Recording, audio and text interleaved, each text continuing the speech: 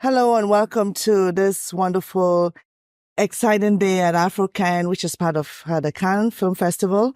I'm just having a wonderful time here, and right now I'm excited because I'm about to speak to Djaka Souaré, who is an actress and filmmaker of Guinea and French descent.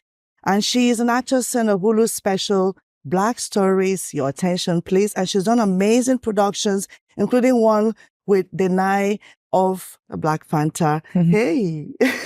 Hi, how are you? Good morning. Good morning. Good to see you again. Good to see you too. Wow, you're just such an amazing young woman. I mean, I was reading your bio and seeing all the things you've achieved in your very little time here. And I want to hear more. Tell me about some of the things you've been involved with. Thank you so much. So I'm an actress. I started acting quite young. My father was an actor and a screenwriter from Guinea-Conakry. Yeah. I was born and raised in France. I haven't lived in France for a long time. I'm an expat and I'm a New Yorker at heart. But, I've been an artist all my life, and creating and playing characters has been my passion.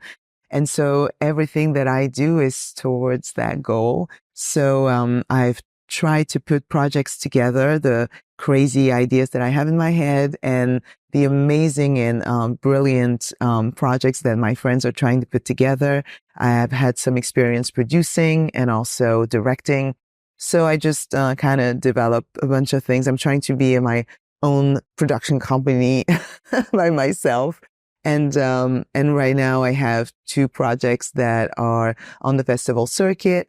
And the first one is Cut Me If You Can. It's a horror comedy directed by Nicolas Polixen and Sylvain Loubet. There are 2 French directors that are brilliant and have given me an amazing role. I'm one of the producers of that proof of concept. So we have the feature script that's ready to go, and we're pitching it.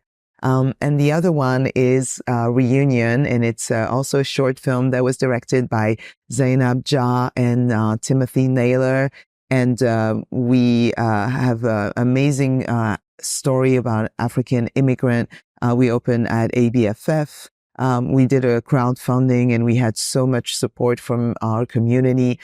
Zainab is a wonderful actress that was making her directorial debut. She's an actor in so many amazing movies and TV shows, but she is in Black Panther #2. And so the executive producer of that film was Denai Gurira, and the associate producer was Lupita Nyong'o. And it's a wonderful project. Oh, wow. Well, that's great. Now, you started as an actress, and I know sometimes transitioning from being an actress to a producer, it's not easy. And I run your own company, especially as a creative, you just want to do your creative work, but Yeah. the business side is like a headache that you wouldn't want to deal with if you had a chance. So how was the transition like for you? I think because I am, I'm quite a workaholic potentially. Producing, I can handle it, I know, but it wasn't so hard because I was raised by a single mom, and I was like, if you do something, just like put your heart into it and do it the perfect way. So it's being a multitasking, very competent woman to be a good producer, I think. It's a problem solving. So sometimes it's very challenging, but it can be gratifying. The business side, the admin side of it is not the most exciting thing, obviously. But if it means that I have to do it in order for the project to get made, then I'm going to do it. So that's what it comes down to. Now, I would like $10 million to produce every time I do a project, and that would make it way easier. That would be nice. Yeah, I mean, money is always great, right? Now, Yes. You are actually working on all these projects, and you're also collaborating with other producers, which is sometimes, challenging. Yeah. Because you have multiplicity of ideas and, visions and all that. How Yeah. is it like, producing with other people? It's ups and downs. It's really like a dysfunctional family, which is the same word. It's just trying to find a common ground of moving forward and knowing people that will get you to the next step. And sometimes you start, working with people, and sometimes collaborations. And sometimes it's for one project, sometimes it's for several projects.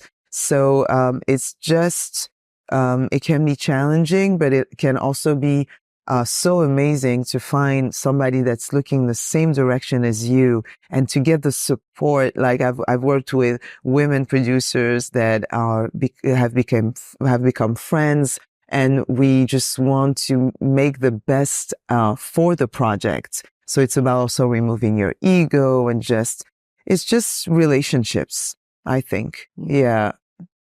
I agree. Now, I do know that financing is a problem that all producers face. We always never have enough money for our projects. Yeah. But I mean, I feel like as Black people, we even have an added layer of challenge, because our stories sometimes are not appreciated in the mainstream, and so trying to get funding may be difficult. What have you to say about that? Well, I think that in the past, obviously, we have been so underrepresented. And when we were represented, we were misrepresented. So we were not the masters of our own narrative. And that's a huge issue. So, I think so many people are working towards just making it a more equitable, ground for us.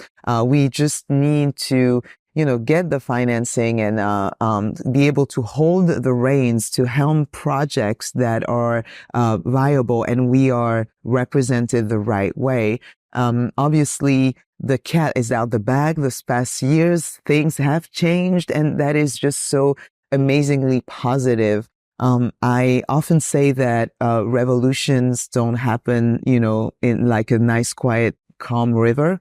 So change happens with lots of tumult, and it can be chaotic, and there's always collateral damage, and so many topics and questions that can be talked about. But we have to, I try to stay positive and just try to see that my father, who escaped Guinea with no shoes, like had lived the immigrant life, ended up as an actor in Los Angeles. I don't even want to start to imagine what he went through. And that was in the 60s, 70s, So we're making progress. It's way too slow. It's way too slow for my taste. Believe me. Like, I really would love if it was way faster, if people could understand how we feel when we don't see each other on the screen. I'm part of an association that's called Cine Nomade. So it was founded by Aisha Diaby. She's here in Cannes as well. We're having a highlight at the African Pavilion on Guinea. Our DG, Noël Lama, who's at the head of the National Office of the Cinema in Guinea, is here. And we've been trying to, with the association that Aisha put together, we've been trying to rehabilitate movie theaters in Guinea and in Africa. We do that with traveling cinema, where we go to the villages, and with the company that Michel Gondry has put in place. What they do is unbelievable. They teach like people from the villages that have signed up how to make a movie in 3 hours. And so at the end of the day, we put a screen up on the place of the village, and they see each other. So not only do we show them that they can take the camera, make the content, but they can also see themselves represented, and how does it feel? And really, I did that in Kindia, in my father's town in Guinea. And that was one of the top 5 best moments of my life, to see that day how people could actually, take the power. So that's groundwork that's doable, and where you empower people. It's not only about, it is a lot about financing. It is also about thinking that financing, how can it go? How can I empower, educate, and transmit the knowledge and power? Wow, good stuff. Yeah, Good stuff. really good stuff. It's Cine Nomade. So if anyone wants to contribute, help us out. We're always looking for partners, new ideas, people that just want to be a part of showing Africa some love. Wow, I really love that. I want to be part of that. Yes, Yeah. please come. Yes, I want to be We're part of going it. again in December. That's really incredible because I love the whole idea of empowering. And I tell you, a lot of creative, there's a lot of creativity in Africa that is never captured Oh my because God. of lack of opportunity. Yeah. So this is So really much. great. Now, you tell very unique stories and you're very, even some of the things you've been involved with are really amazing. So Thank you. what drives you? What are some of the things that inspire you to take on a project? I think that I challenge myself and storytellers. I'm telling you, if you bring me a project and there's something in it, or a take, or a story point or plot that I've never seen before, I'm going to be interested because we've seen the same story so many times over and over again. And sometimes it's not even about the story. Again, it's the take on it. So, let's say that, you want to tell me the story of a baker. Please don't make him French. Like, just think outside the box, making, I don't know, come from Afghanistan, maybe. There's so many people's stories that we don't know, that we haven't opened any window on. And that is transmission of the other. And that builds empathy. And I think that we need that so much right now. And so I think that filmmaking to me is just my passion of stories of people. It makes me a better person to know how other people live, how they speak, what they eat, what they think. And the more we talk to each other, communication is key in life. I think this is just paramount. So that's what really drives me. Something that I've never seen before, or a take on it, and just, am I going to have fun doing it? Because I know it's going to be a long time with that project. So it also needs to be with people that I respect and love and respect the ethics of. Yeah. Hmm. Now, you talked earlier about, encouraging the cinema culture again. But right now the digital platforms are catching on. As a filmmaker and an actress, what is the future that you envisage, and what is the future you dream of? And what do you think the future is going to be for us as filmmakers? I think it's going to be very different depending on the country that you're in. Like, for example, I know that, streaming is a huge thing that is like eating out movie theaters. But the truth is, I enjoy my streaming experience, but I also absolutely enjoy my theater experience, and I'd like to keep both. So we have to think about what it means financially for people. Art, film, and even comes from theater, is a popular culture. It needs to be accessible. And so streaming has made that. Streaming has made that also diversifying into showing Korean telenovelas to people, opening it to the world. So I think it's, as important as the movie theater experience. There's nothing that beats. You can replace it. Oh, you cannot replace it. You cannot replace it. The sound. Everything. And for the people that, maybe are watching or whatever, head to a film festival. My mother is an addict of the film festival, the thriller film festival that was in Beaune. She goes every year. She watches 4 to 5 films a day. She ends up like crazy. She calls me at crazy times. I'm like, what are you doing? It's like, I'm in the movie theater again. I'm like, okay. It's so incredible to hear in her voice the excitement that's around it. She goes with my aunt every year. And for me, the minute I'm at Sundance or Cannes or any little film festival in the middle of Brooklyn, and I laugh at the same time as somebody next to me or cry, is just an unbelievable experience. So look, what we're doing with Ciné Nomade, we didn't even we didn't have a conversation about streaming. We were like, those people are like, our people are watching content on their phone. Some of them knew movie theaters back then in the 70s under the regime of Sékou Touré. But the next generation, they've never been in one. There's like 18 movie theaters. Like, it's ridiculous for how many people, and there's so many Africans. Let's put a screen up. Let's do it. And we did it. So, depending on where you stand, what you do, the question is, what every time I ask a question, it's like, well, what are you doing? to make sure that we keep on going to movie theaters. It really comes down to each and every one of us. Yeah, I like that. So obviously with the industry that needs to support us, obviously.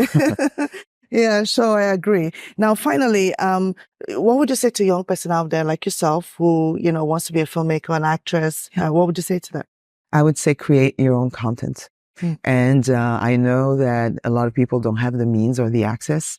So I think that I always, I try to look up to try to get people that were above me to, give me a little hand, bring me up. I did that. But the minute I start looking left and right, that is my community around me pushed me so much harder, almost harder than whatever was happening. So while you're keeping on trying to reach the next level, look to the right and to the left, bring your friends, make a family, because cinema has told us that it's very elitist and that you can't get in. It's not true. All the filmmakers are families. If you look at Scorsese's family with De Niro and everything, they started NYU in the mean streets of New York. They saw each other, they loved each other, they made films. George Lucas, Spielberg were always exchanging, giving themselves notes. Cassavetes, Peter Falk, and Gina were always together, husband and wife. Those are families. Create your family. Find it. Make sure they are your ride and die, and try to make a project with them.